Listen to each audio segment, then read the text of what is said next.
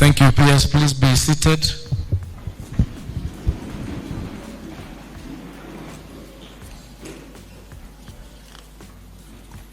The Principal Secretary, the State Department for Basic Education, Ministry of Education, Ambassador Professor Julius Bitok, our area MP, Professor Phyllis Bartow, the Chairperson of the Kenya National Examinations Council, Professor Julius Nyabundi, the Chief Executive of the Kenya National Examination Council, Dr. David Njengere, the Acting Chief Executive Officer of the Teachers Service Commission, Dr. Evelyn Mitei, the CEO of Kcse, Dr. Mercy Wahome, distinguished guests, ladies and gentlemen, good morning. Good morning again. Ladies and gentlemen, examination and assessments have always stood at the heart of education. They serve not merely as a measure of learning, but as a compass that guides the nation's future. As the Kenya Certificate of Secondary Education, Kcse examination draws to a close with the phasing out of the 844 system, we recognize its historic role in shaping generations of learners. Yet, education must always evolve to meet the demands of a dynamic world. The transition to competency-based assessment marks a decisive step forward, one that shifts our focus from rote memorization to the demonstration of skills, values, and knowledge that empower learners to thrive in the 21st century. It is in this spirit of transition that we gather today to mark the release of the results of the third to last cohort to undertake the Kcse examination, even as we celebrate the progression of the very first cohort under the competency-based education into senior school this coming Monday. This moment stands as both a culmination of a long-standing tradition and the dawn of a new era, affirming our collective commitment to assessments that not only measure achievement, but also nurture the competencies required for the future. Ladies and gentlemen, I wish to extend my profound gratitude to all sector stakeholders who year after year have demonstrated unwavering dedication in preparing our Kcse candidates and ensuring the successful and seamless administration of the national examinations. Their commitment has safeguarded the credibility of our examination system and upheld the high standards that define our education system.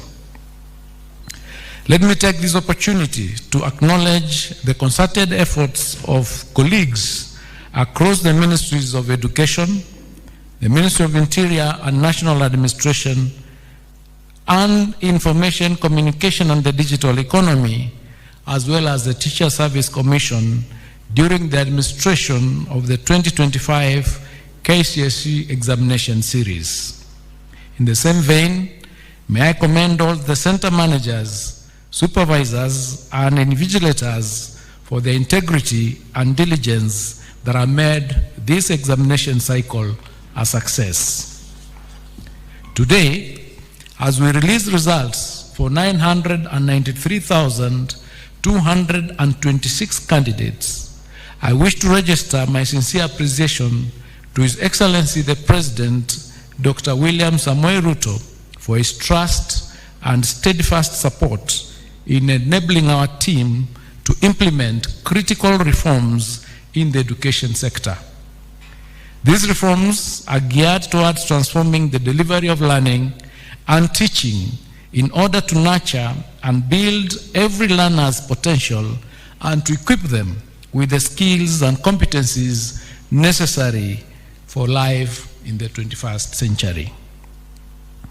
Ladies and gentlemen, as we gather here today, the government has employed a record 100,000 teachers since 2023, with 24,000 of these teachers recruited this year. A record total of over 25,000 teachers have also been promoted.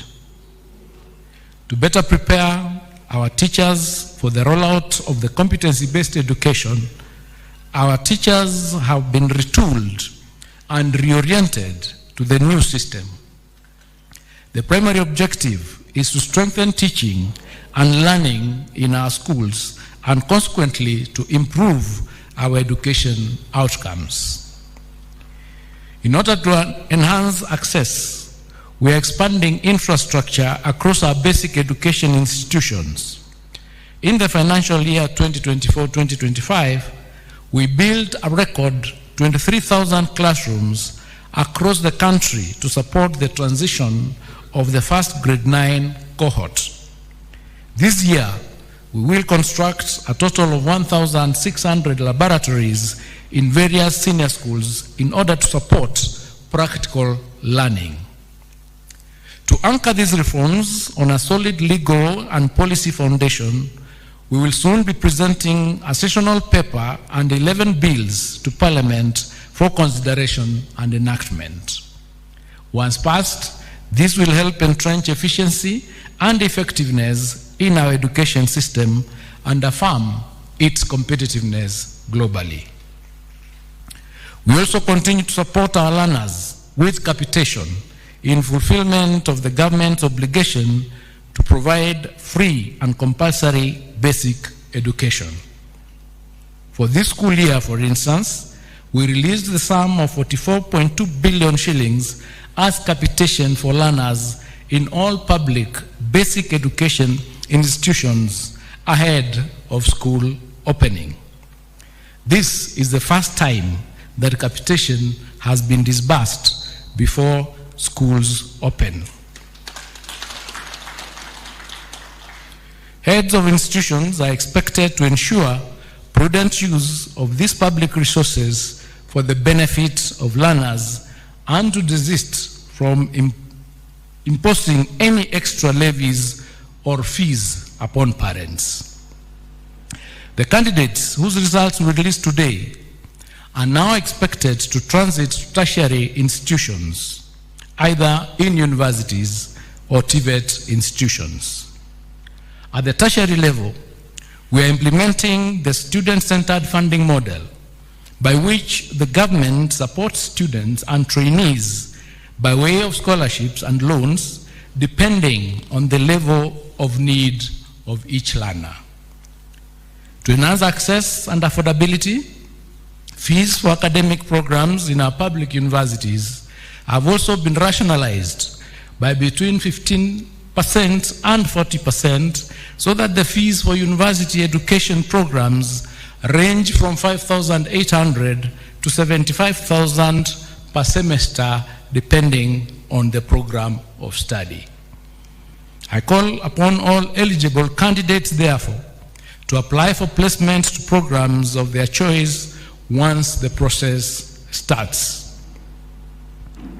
I now wish to provide an overview of the performance of the 2025 Kcse examinations cohort. Ladies and gentlemen, during the 2025 Kcse examinations, 993,226 candidates sat the examination compared to 962,512 candidates in the year 2024. This represents an increase by 30,714 candidates, which is an increase of 3.19%. Of the 993,226 candidates who sat the 2025 Kcse examinations, 492,012 were male, while 501,214 were female, representing 49.54% and 50.46% of the total candidature, respectively. This is the second year in a row since inception of the Kcse examinations that female candidates are more than male candidates. However, 10 counties had a significant entry of more male than female candidates. These were Garissa, which had 66.24% to 33.76%. Mandera had 65.09% to 34.91%. Wajir had 60.10% to 39.90%. Turkana had 57.67% to 42.33%. Narok had 53.10% to 46.90%. Samburu had 52.43% to 47.57%. Mombasa had 52.08% to 47.92%. Homa Bay had 52% to 48%. Nyamira had 51.9% to 48.03%, and West Pokot had 51% to 48.16%. 14 counties had a significant entry of more female than male candidates.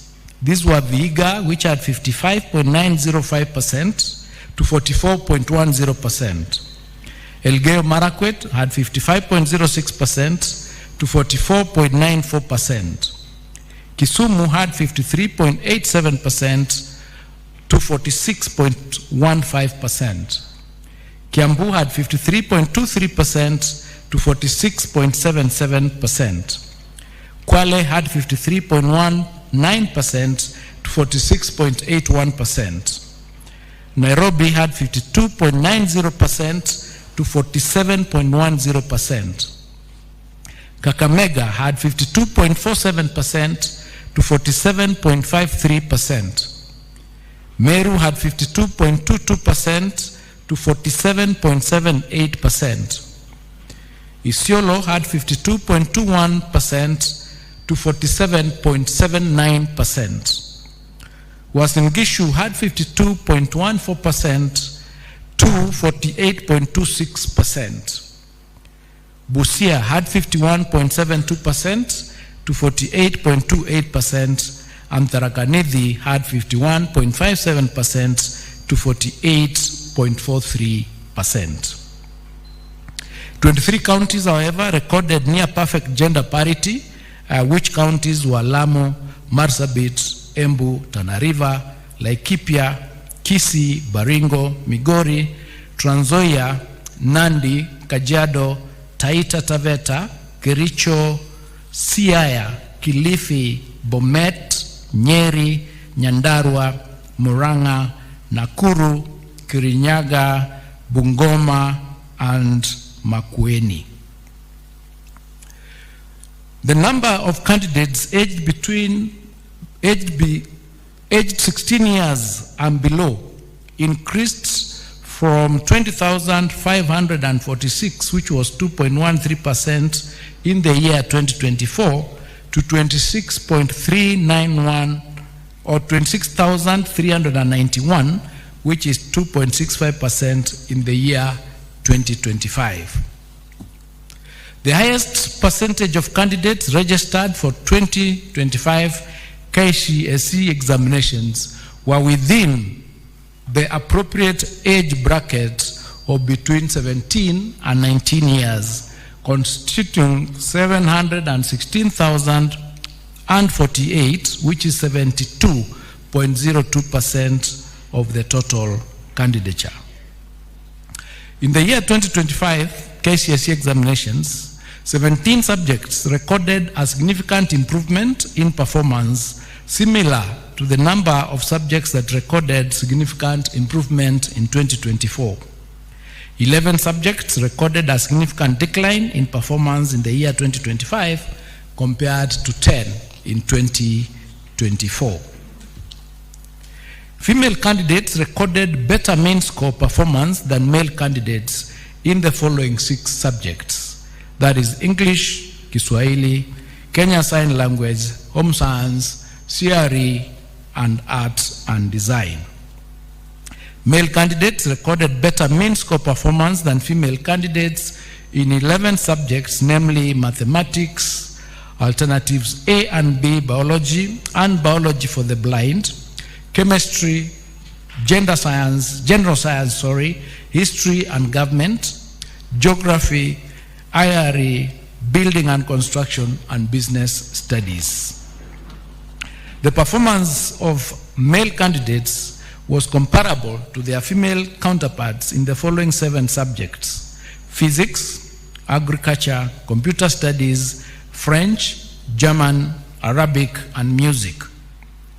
The number of female candidates registered in the following 5 subjects was too small to allow for a meaningful comparison of performance with their male counterparts. That is metalwork, power mechanics, electricity, drawing and design, and aviation technology. As has been the case since 2023, Kcse examination, the 2025 Kcse examination results have been graded using the reviewed grading system in which the overall grade at Kcse examination considers mathematics the best performing language among English, Swahili, and Kenyan Sign Language, and the best performed 5 subjects. There were 1,932, which is 0.19% candidates who obtained an overall mean grade A plain in the year 2025 Kcse examination. This is an improvement as compared to 1,693, which is 0.18% candidates who scored plain A in 2024. The number of candidates with direct university entry qualifications of mean grade C+ and above was 270,715, which is 27.18% in the year 2025 Kcse examination. This is an improvement compared to 246,391, which was 25.53% in the year 2024. The number of candidates with grade C- and above was 507,131, which is 50.92% in the year 2025 Kcse examination, compared to 476,889, which was 49.41% in the year 2024. The number of candidates attaining a pass grade, which is grade D+ and above, was 634,082, which is 63.67% in the year 2025, compared to 605,774, which is 62.76% in the year 2024. National schools produced the highest number of candidates with an overall mean grade of A, which was 1,526, followed by extra county schools, which had 197, and private schools, which had 185. Sub-county schools, however, produced more candidates in the category of C+ and above compared to county schools, accounting for 72,699 and 36,600 respectively.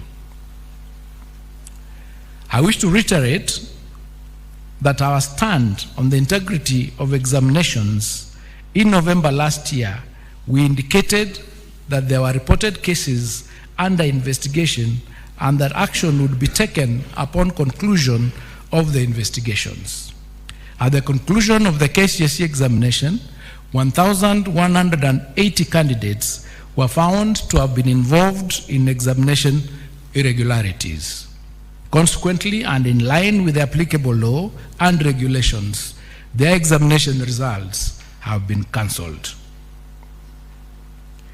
Individual candidates' examination results will be accessed online through a link on the NEC website or directly through the following link: results.nec.ac.ke, and candidates will be required to enter their index number and one of their names as per the registration data for the 2025 Kcse examination.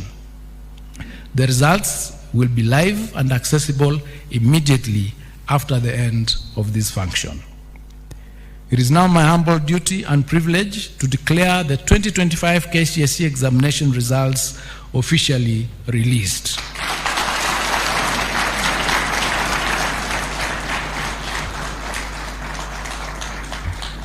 I wish all the candidates success in their future endeavors, and to all of you, Happy New Year, thank you, and God bless you.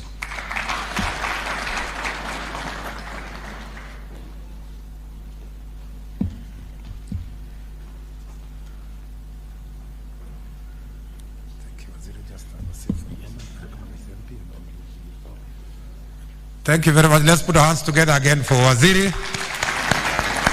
Thank you very much, Waziri, for now as we prepare for the transition to the official handover of the results. Allow me to recognize our area member of parliament, Honorable Phyllis Parto, who is also the committee. Iwapo huja subscribe, tafadhali subscribe ili uwe wa kwanza kupata habari punde zinapotokea. Asante sana kwa kuwa mtazamaji bora, na siku moja itajipa. Endelea kutufanya. Langu ni Washington Mwage.